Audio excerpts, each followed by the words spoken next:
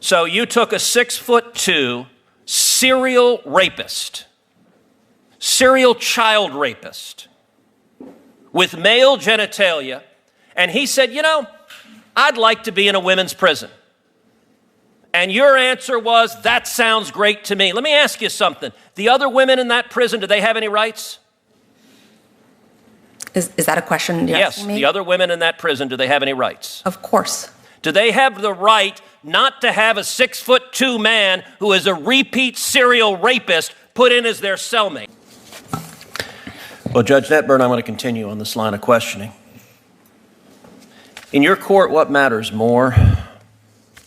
The rights of individuals or your political ideology? I apply the law to the facts. I asked a question, which matters more? Well, my political ideology doesn't matter at all. Okay, so I don't believe you. And I think this case demonstrates that you are willing to subjugate the rights of individuals to satisfy your political ideology. This case involves a male defendant who raped a 9-year-old boy. Was he guilty of that? Yes, the petitioner pled guilty to that. Okay, so he raped a 9-year-old boy. He also raped a 17-year-old girl. Was he guilty of that? He pled guilty. The petitioner pled guilty to that crime as well. So was he guilty? I hope so, because she pled guilty to it. He was a he when he did this. That's correct. And also criminal deviant conduct, which the record doesn't disclose what that was exactly. Then, after serving in prison, Mr. McLean was released for parole, but then violated the terms of parole by having internet and was sent back to prison. 1 year after being released again, he was convicted of having child pornography. Is that correct? I'm unclear on exactly the time frame that you're at, but the petitioner was convicted of distributing child pornography. Child pornography that was images of adults violently raping children. Abhorrent conduct. Okay. For which there are real victims. And this individual, 6'2", biologically a man. A minute ago you said that when this man decided that he was a she, you said this individual was, quote, I wrote it down, sober and entirely a female. That phrase struck me as remarkable. Did this individual have male genitalia? I think what I said, or at least what that is a verbatim quote, entirely a female. Sorry, what I meant to say was hormonally a female. Okay, but that's not entirely. Did this individual have male genitalia? Yes. So you took a 6'2" serial rapist, serial child rapist with male genitalia, and he said, you know, I'd like to be in a women's prison.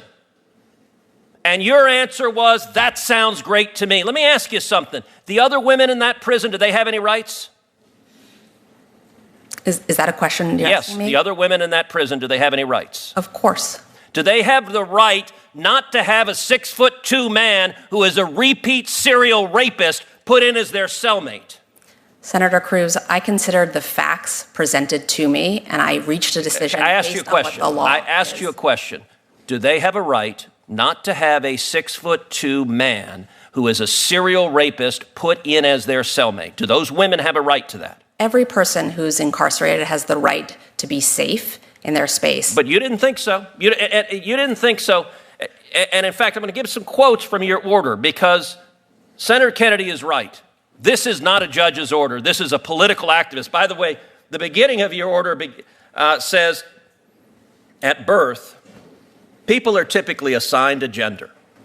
I got to say that would astonish a lot of Americans. A lot of Americans think you go to the hospital, a baby is born, and congratulations, you have a little boy, a little girl.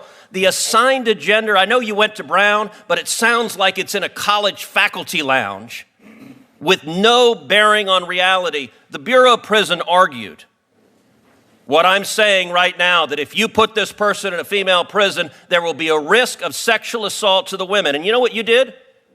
You said you didn't care about the women. I'm going to quote what you wrote. You wrote, quote, the Bureau of Prisons claim penological interest in protecting female prisoners from sexual violence and trauma. This interest is legitimate, that's kind of you to say, but there are no signs that petitioner is at risk of reoffending. The record is devoid of evidence of incidents of violence or assault during petitioner's incarceration when she was the perpetrator, only the victim. A theoretical risk of sexual assault by the prisoner without more cannot support the BOP's position. No evidence, theoretical. Have you dealt, in what universe is someone who is a serial repeat child rapist not at a risk of reoffending?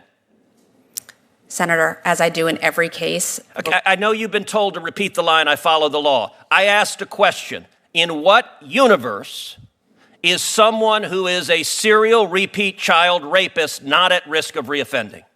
Sir, I looked at the facts that were before me in this case.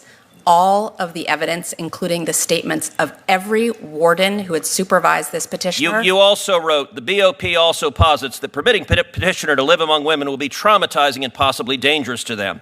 This concern is overblown.